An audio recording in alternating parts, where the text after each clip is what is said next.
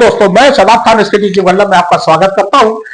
देखिए, गुरुवार को जैसे ही संसद सत्र समाप्त होता है, वैसे ही हमारे देश के प्रधानमंत्री श्री नरेंद्र दामोदर दास मोदी सभी सांसदों को रात्रि भोज के लिए आमंत्रित करते हैं, यानी एक शानदार डिनर आयोजित किया जाता है।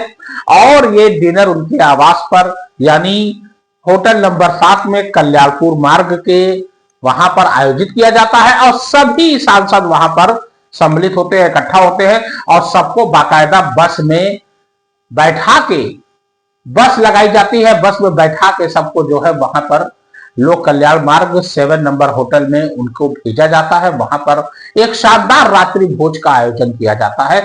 एक बिल्कुल एक तरीके से समझ लीजिए वीवीआईपी जो है वहां पर फैसिलिटी सब होती है और सभी सांसदों को वहां पर एकजुट दिखाने का मेन मकसद ये था मोदी का कि देखिए, हमारे जितने भी सहयोगी दल है सब एकजुट हैं और एकजुट होकर हम लोग अपना ये दिखाना चाहते हैं कि हम लोग सरकार में को मजबूती से चला रहे हैं। लेकिन क्या पर्दे के पीछे खेल हो रहा है? क्या ये मोदी का जो कहना है बिल्कुल सही है? क्या पर्दे के पीछे तो कुछ और चल रहा है? देखिए, मैं पर्दे के पीछे से जो पर्दे है ना, वो धीरे धीरे मैं आपको उठाकर दिखाऊंगा और पूरी बातों से मैं आपको अवगत कराऊंगा। वीडियो में अंत तक बने रहिएगा। निश्चित रूप से बहुत ही मजेदार और बहुत ही रोचक, बहुत ही सच्ची ये पूरी वाकया है। देखिए, गुरुवार को यानी कि गुरुवार का दिन, यानी कि आप समझ लीजिए कि आज 11 तारीख को नरेंद्र मोदी रात्रि भोज का आयोजन करते हैं और संसद सत्र जैसे ही समाप्त होता है, तुरंत उसके बाद सभी सांसदों को बस में भर के, बस में बैठा के उनको प्रधानमंत्री आवास ले जाया जाता है, जहां पर एक शानदार रात्रि भोज का आयोजन होता है। 293 सांसद उसमें मौजूद होते हैं। लेकिन मैं बात कर रहा हूं लेकिन की, क्योंकि नीतीश कुमार और चंद्रबाबू नायडू जो कि इनके सहयोगी दल के मुखिया हैं बीजेपी के, वो नादारद रहते हैं। प्रश्न तो बनेगा ही, निश्चित रूप से प्रश्न चिन्ह लगेगा, क्योंकि जेडीयू जनता दल यूनाइटेड जिसके सर्वे सर्वा सुप्रीमो है नीतीश कुमार, जो वर्तमान में बिहार के मुख्यमंत्री हैं और बिहार में बीजेपी के साथ गठबंधन करके उन्होंने हाल ही में चुनाव जीता है और बिहार के 10वीं बार मुख्यमंत्री बने हैं। लेकिन बिहार के जो गृह मंत्री हैं सम्राट चौधरी से वो नाखुश हैं और बीजेपी से नाखुश हैं। तो 12 सांसद उनके हैं जेडीयू के, अब 12 सांसदों को दावत दी जाती है, नीतीश कुमार को नहीं बुलाया जाता है। उसके अलावा टीडीपी तेलुगु देशम पार्टी आंध्र प्रदेश जिसके मुखिया है चंद्रबाबू नायडू, चंद्रबाबू नायडू के 16 सांसद हैं और केंद्र में उनके 2 मंत्री भी हैं। और इन 16 सांसदों को तो बुलाया जाता है, लेकिन चंद्रबाबू नायडू उस शानदार डिनर पार्टी में नादारद रहते हैं। नाराजगी तो है, कहीं ना कहीं नाराजगी तो है, नीतीश कुमार की भी है और चंद्रबाबू नायडू की भी है। चंद्रबाबू नायडू अभी हाल ही में खपा हुए हैं, क्योंकि एविएशन मिनिस्टर उनके कोटे से बने हुए हैं राम मोहन नायडू। और अभी आपने देखा होगा इंडिगो की बहुत सी फ्लाइट कैंसिल हुई है और लोगों ने हड़ताल किया, मार हंगामा हुआ और सारा इल्जाम बीजेपी के लोगों ने लगा दिया चंद्रबाबू नायडू के खासम खास राम मोहन नायडू के ऊपर, क्योंकि राम मोहन नायडू इस समय एविएशन मिनिस्टर हैं और उनके ऊपर सारा इल्जाम लगाते हुए उनसे पूछताछ की जा रही है और उनको जो है एक तरीके से कटघरे में खड़ा किया जा रहा है। इस बात से बिल्कुल पूरे तरीके से चंद्रबाबू नायडू खफा है, जो जबकि चंद्रबाबू नायडू इस समय उन्हीं की मदद से इस समय केंद्र में सरकार चल रही है। उनके 16 सांसद है, नीतीश कुमार के 12 सांसद है, कुल मिलाकर 28 सांसद है। और बीजेपी इस बार पूर्ण बहुमत नहीं पाई थी, लगभग 240 सांसद थे और बहुमत से लगभग 32 सीट दूर थे। तो चंद्रबाबू नायडू और नीतीश कुमार ने उनको समर्थन दिया और उनके समर्थन से नरेंद्र मोदी तीसरी बार भारत के प्रधानमंत्री बने। हालांकि चंद्रबाबू नायडू नाराज तो हैं, लेकिन चंद्रबाबू नायडू इसका पूरा फायदा भी उठा रहे हैं और वो बाकायदा, वो कहा जाता है ना, इसका मुआवजा पैसा भी ले रहे हैं और अपने राज्यों में काम भी करवा रहे हैं। जो वो चाह रहे हैं वो हो रहा है। किंग मेकर की इस समय भूमिका निभा रहे हैं चंद्रबाबू नायडू जी। लेकिन चंद्रबाबू नायडू के ही मंत्री राम मोहन नायडू पर जब इस तरीके से इल्जाम लगाए गए तो उनसे रहा नहीं गया। अंदर अंदर खिचड़ी पक रही है और नाराजगी तो है। और नीतीश कुमार अमित शाह से उनकी बोलचाल तक नहीं है, बोलचाल तक नहीं है।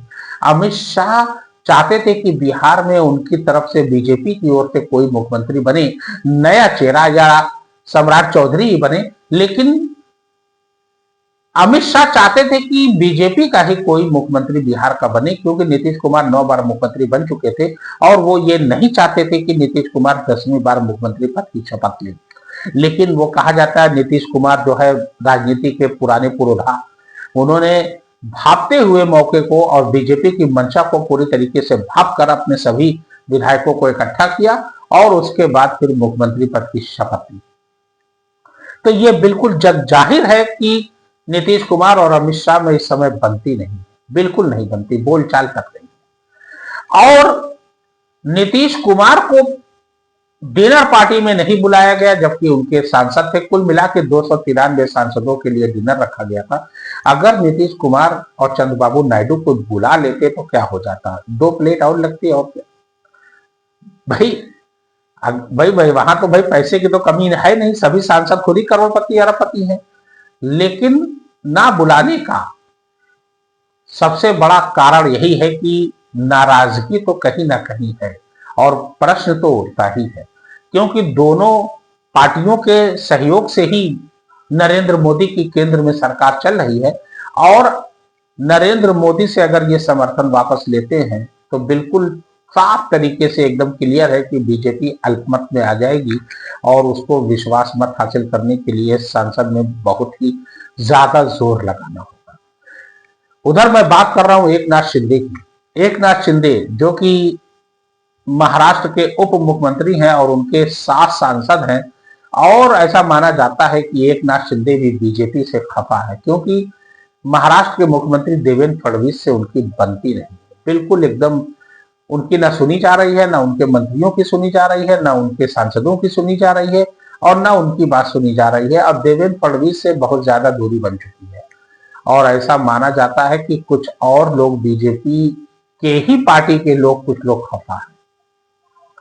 ऐसे में नरेंद्र मोदी को आनंद फानंद में डिनर पार्टी देने का क्या मकसद है, क्या दिखाने का मकसद है? क्या ये अपनी यूनिटी दिखाना चाहते हैं या पर्दे के पीछे कुछ और खेल चल रहा है? नरेंद्र मोदी जो कि जल्दी कभी किसी को डिनर पर या रात्रि भोज पर आयोजित नहीं करते हैं, लेकिन 293 सांसदों के लिए बिल्कुल वीआईपी डिनर का आयोजन किया गया था और सभी लोग उपस्थित भी हुए और ये दिखाने का उनका पूरा पूरा मंसूबा है कि अगर कुछ गड़बड़ नीतीश कुमार या चंद्रबाबू नायडू करते हैं तो इधर से खेला हो जाएगा। अब खेला होगा बहुत बड़ा, क्योंकि बीजेपी इस समय लार्जेस्ट पार्टी है और पैसे के मामले में, पावर के मामले में भी बहुत आगे है, क्योंकि लगातार 11 साल से बीजेपी केंद्र में सरकार चला रही है और कई राज्यों में उसकी सरकार है।